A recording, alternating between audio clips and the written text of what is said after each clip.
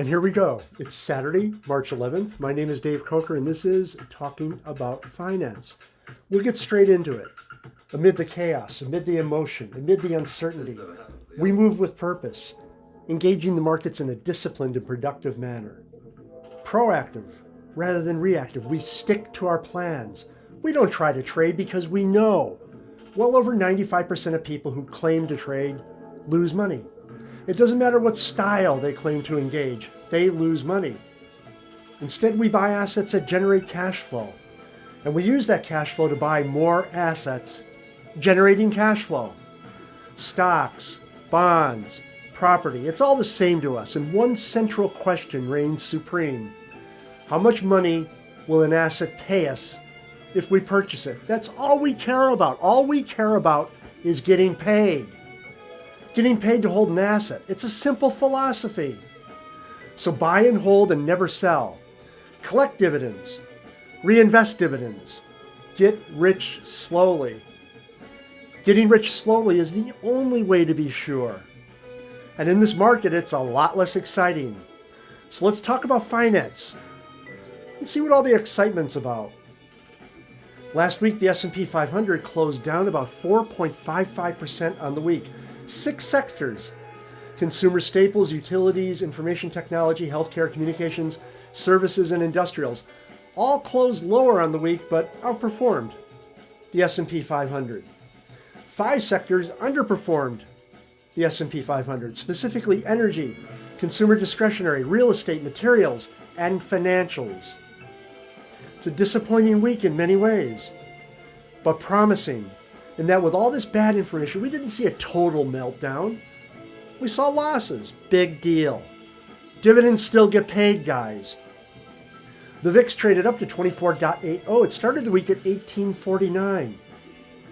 Remember, the VIX isn't really showing a lot of fear in this market presently. That might change. But we're still seeing what I consider complacency. So watch out. The classic end of a bear market is we see a big blow-off in share prices with the VIX pushing closer to 40. And we ain't seen it yet. The 10-year note finished the week at 3.79%. It's up about 0.3% week on week, down about 0.2% year to date. Oil closed the week at 76.52. It's down about 4% on the week, and now down about 4.7% year to date. Interesting research by Goldman this week suggests oil might trade north of 100 in about 6 months' time. I'll believe it when I see it. So, once again into the breach. Yes. As yesterday was Friday, I bought Bitcoin and Ripple, as one does on a Friday, right? I buy Bitcoin, I buy Ripple, and I have no plans to sell. But enough of that. You guys know I'm boring. Buy and hold stocks. Buy and hold property, buy and hold bullion, buy and hold crypto. Why don't you spend more money, people ask me. Well, an old Scottish expression comes to mind. Money is flat and meant to be piled high. Keeping that in mind, let's see what me and my buddies, about 50 or so money freaks, with our fingers deep into the markets, our fingers deep into the banks, our fingers deep into the brokers. What do we talk about all week on a private Telegram channel? Welcome, my friends, to Global Wall Street. We are absolutely everywhere. And this evening, we got 7 slides for 7 days. One for each and every one of you. I think there's 7 people watching this, right? So let's go. This is an interesting one. Now, I'm a strong proponent of focus, of mindfulness. I practice this. I can focus no matter what. Charts are good for clarifying market action. They really, really are. But you got to be careful about trying to trade, guys. Don't fall into that trap saying, I got this chart, I can trade it. Use charts for short-term signals if you're undecided when you wish to buy. For me, it's pretty simple. I buy at regular intervals, cryptocurrency every Friday. Stocks the first business day of the month following when dividends are paid. But some people, they get an infusion of money and they want to buy now.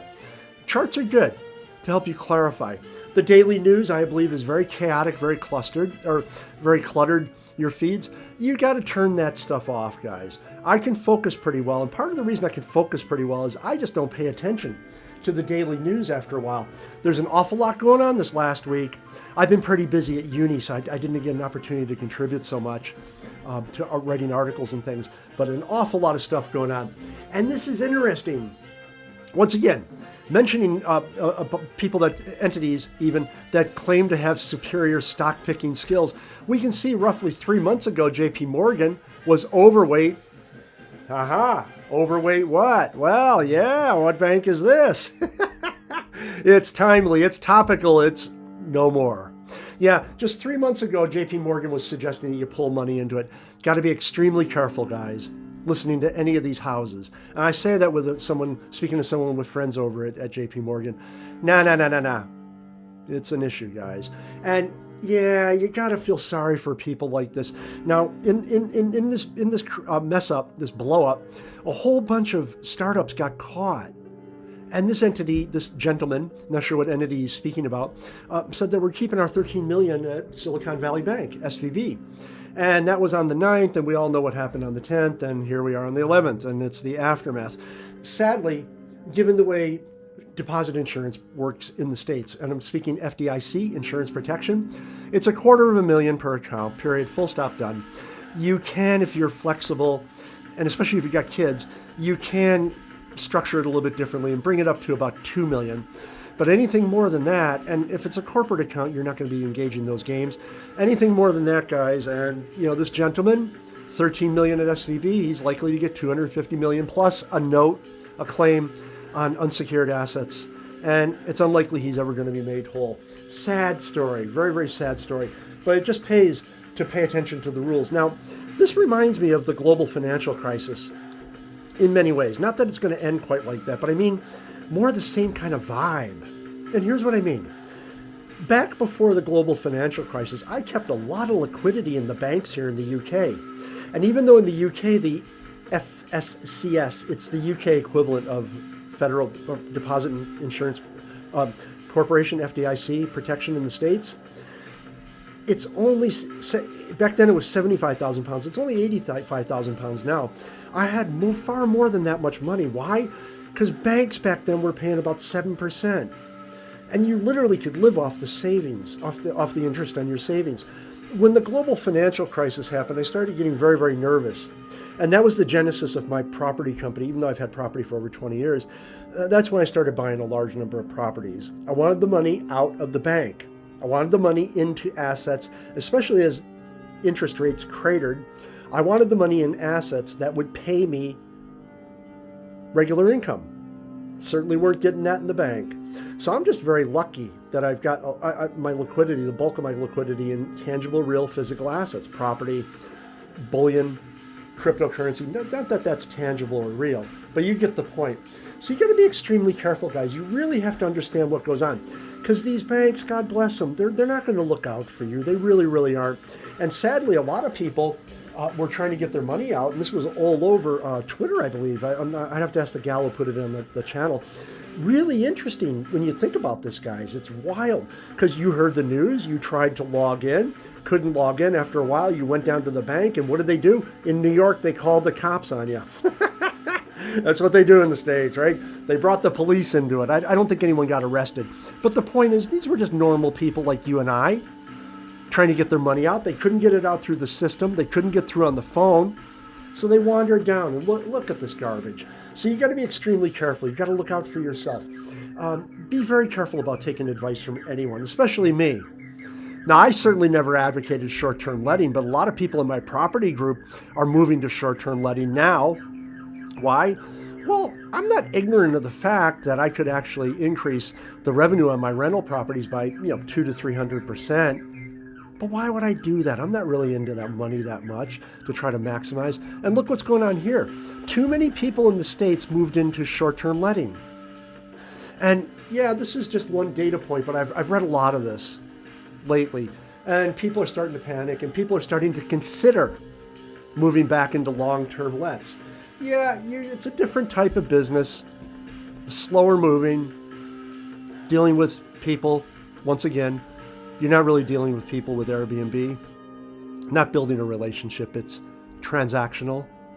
I just don't do it because of the social costs. And also, I don't need the money that badly where I want to suddenly increase my rental income by 300-400% because taxes. I give enough money to the tax guy already. So yeah, but aside from that, I just don't agree with the whole Airbnb thing. It takes productive housing out of the rental market and moves it into short-term letting, and people that need a property to live in, who would be good long-term tenants, they get screwed, to be blunt. So I don't approve of that type of stuff at all. It's really, really fascinating. And guys, this is an interesting one.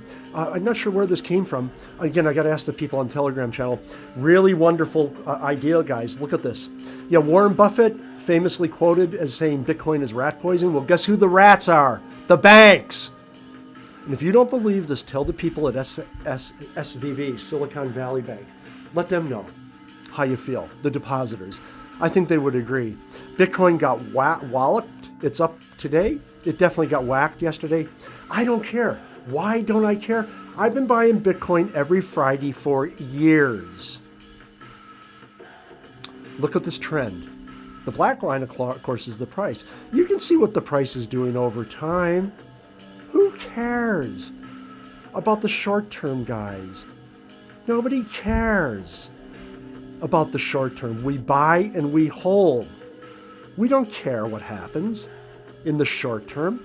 I'm buying for the long term. Much, much longer than the next year.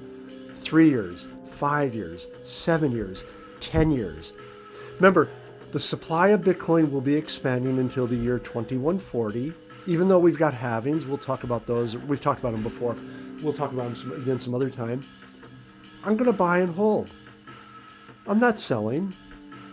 People want Bitcoin. People are starting to realize that the banking system is not acting in their best interests. Will we see bailouts next week? That's not the interesting question. From my point of view, the interesting question is, when will the bail-ins happen? When will the depositors be required to contribute some capital to compensate for management's poor decisions? Otherwise, that bank will go under and have to be bailed out, and it'll get to be a real mess. Well, when you hold Bitcoin, you don't worry about that stuff. The only thing I worry about is getting my hardware wallets up to my safe deposit boxes. Not that anybody's going to attack me or anything like that, but yeah, you don't want to lose it, right? And I got to take one up next week, actually, to my safe deposit box over in Harrods. And I've got a bunch of them up there that I've talked about before. So you keep the safe deposit box. You got one box for the hardware wallets, another box for the seed phrases. That's the way you play it, guys. Thanks so much for your time. It's going to be a better week next week. Buy yourself some Bitcoin. Ripple's good too. Take care, guys.